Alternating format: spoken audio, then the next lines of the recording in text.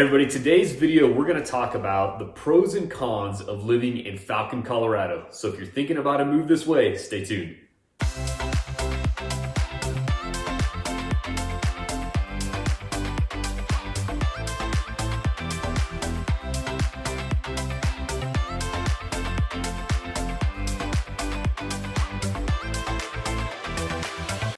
All right, so like I said, today we're going to talk about the pros and cons of Falcon, Colorado. Now, before we get into that, I want to remind everybody that this channel is all about everything Colorado Springs, the Pikes Peak area, where to eat, work, live, play, whatever it might be. So if you're thinking about heading out this way, maybe you're thinking about a move to the area, or maybe you're thinking about just coming to take a visit, definitely take the time to subscribe to our channel, hit the bell so you get all the notifications. We post new videos every week. And then along those same lines, if you are thinking about a move to Colorado Springs, definitely reach out to us. It's what we do every day. We run a real estate sales team, so that's our goal, is to just help people find the right housing situation to get settled in for them and their families. So please, if you have any questions, reach out, call, text, email, whatever is easiest for you. All right, so let's get into it. So Falcon, Colorado. Now, Sam and I have both personally lived in Falcon, Colorado. I lived there for about 10 years. I moved to where I'm at now about 2 years, about a year and a half or 2 years ago. And the 10 years prior to that, I lived in Falcon, and I was there right around 10 years as well. Okay, yeah. So 20 years combined experience on Falcon, Colorado. So for everybody that doesn't know, or if you haven't taken a look at a map around the Colorado Springs area, Falcon is just to the east of Colorado Springs. Now, Colorado Springs has grown a ton over the last few years. So now the drive time between Falcon and Colorado Springs, it's really probably 5 minutes, honestly, now. Yeah. Woodland Road, straight east from the Powers Corridor, takes you right into Falcon, Colorado. And it's separate from Colorado Springs. It's a small little town. It's got a little bit of commercial stuff going on, and there's a lot of housing out here. But like with every place, there's pros and cons to everywhere. So we're going to hit some of those today. So the first pro for me is that it's less busy. That's one of the big draws whenever my wife and I moved out to Falcon, was that it was less busier than what the proper Colorado Springs area is. Less hustle and bustle. Yeah. There's really not much traffic, things like that. So that was a big pro for us, was that it was less busy. Now with that, kind of on the flip side, because you are outside of Colorado Springs, if you have to go back into the office every day, if you're working in town or whatever it might be, or if you want to go for some entertainment, things like that, it's a longer drive time. Like I said also though, it's only about a 5 or 10 minute difference now. I know where we lived at in Meridian Ranch in Falcon, golf course community just north of Falcon. It was 12 minutes from our house to the Powers and Woodman area. And like I said, that right there is kind of that northeast corner of everything Colorado Springs. So those kind of pros and cons, less busy for sure, which I really enjoyed, but you got to drive a little bit farther to get back to the office or to go do most things. Which one you got, man?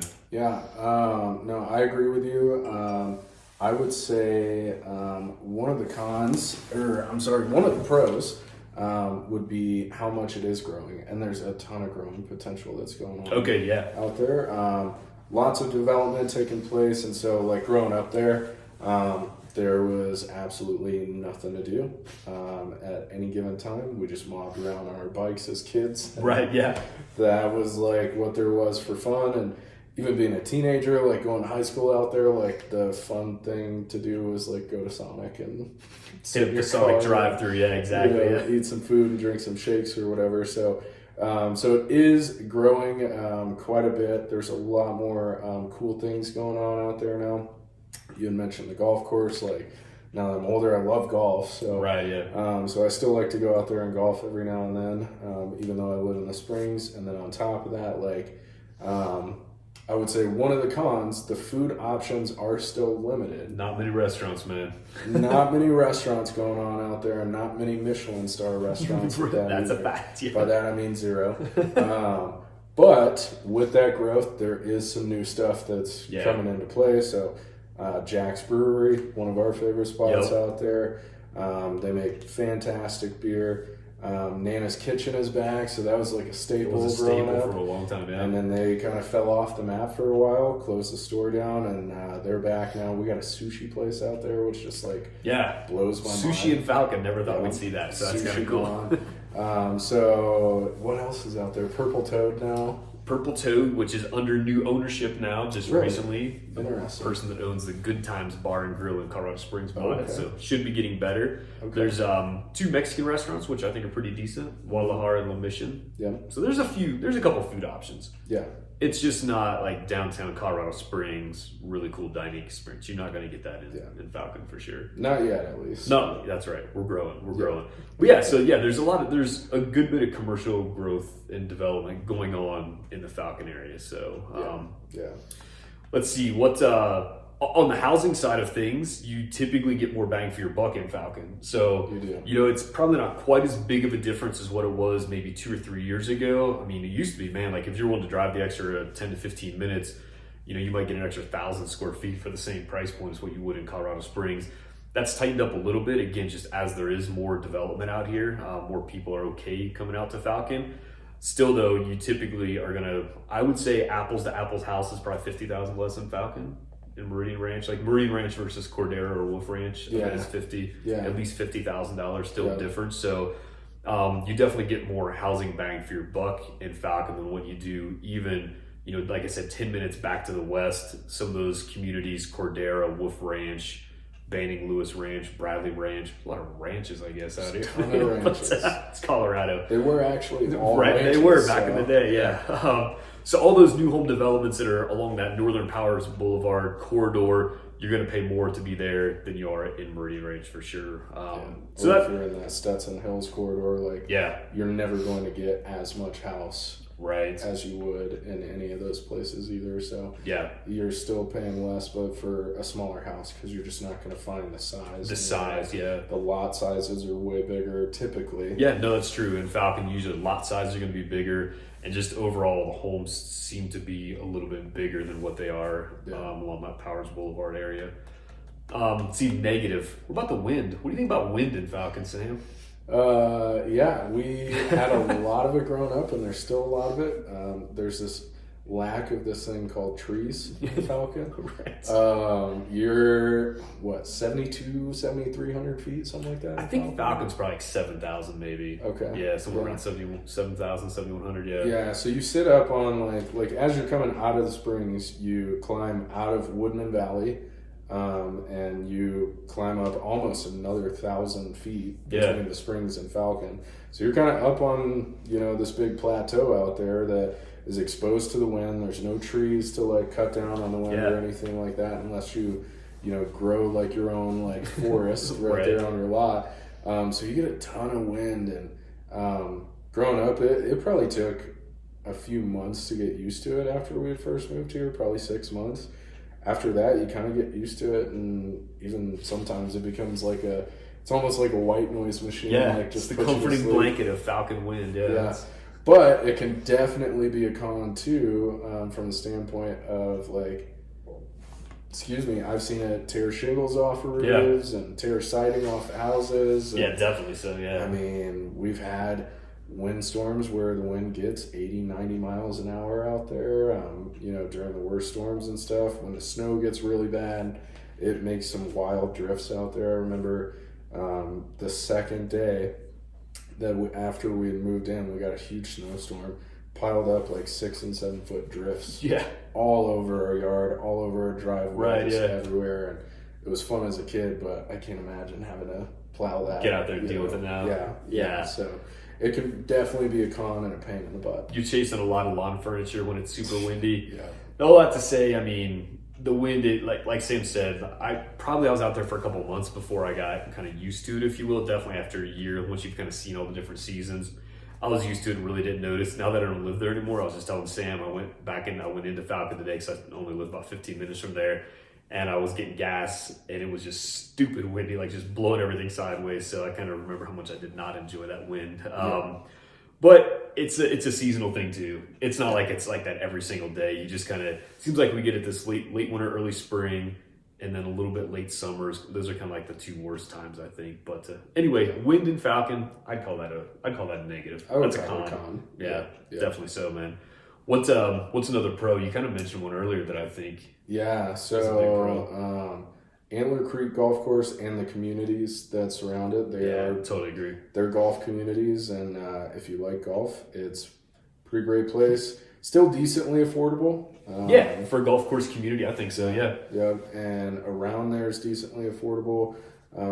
It can be a great little venue for some birthday parties, stuff like that. They have a nice bar and grill there, so I would call that a pro for sure. Yeah, I think the just the fact that it's not, when we say golf course community, it's Antler Creek Golf Course and Woodman Hills and Meridian Ranch are the two communities that kind of encompass that golf course, but they're not like gated communities. Like I think when some people think of like golf course community, they're thinking, you know, big palatial gates that open up and all that stuff, you know, the guy you gotta tip just to get into the community kind of thing.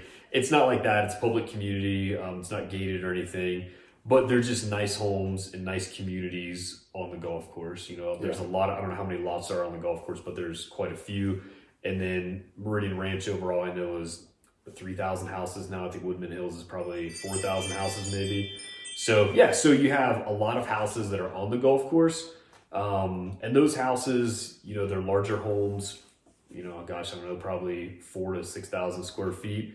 And those homes are, even in today's crazy Colorado market, those homes are, you know, 600,000 to 800,000 probably. So, and that's to be on the golf course. And of course, like I said, there's a lot of other homes that are not on the golf course. So yeah, I think Antler Creek is a great little draw for Falcon. Yeah, so, yeah, absolutely. And to your point, like you put that home on any other nice golf course in the Springs. And it's a heck of a lot more. It's over 7 figures for sure. Yeah. Yeah. So, I would say, kind of a con, we had talked about this earlier too, is the massive development that is going on out there. Kind of a con from the standpoint of like you are dealing with a little bit of noise and a little bit of traffic pretty consistently now because it's an area that's growing so quickly. Yeah, I think the traffic, I think, is a big thing. And I think that is a legitimate con that people need to know about, is that not just for what's happening right now today in Falcon. I mean, if you come to visit the Colorado Springs area, you can drive to Falcon and you can see what's going on now, but it's just knowing what is planned for the future. It's ridiculous. I don't know if it's ridiculous, good or bad, but it's a crazy amount of houses, about 10,000 houses that are planned for the kind of that Falcon area. So there's a stretch of land between Colorado Springs and Falcon that was open ranch land that's being the plan for development's been approved. And then also, as you go farther east out Highway 24, so on the east side of Falcon, there's 2 new big developments that have been approved out there as well. So there's just a lot of new housing. As Colorado Springs grows so much, the national path of growth is to the east and the northeast from Colorado Springs, and Falcon is right in the center of that. So there's just a ton of housing development around the Falcon area.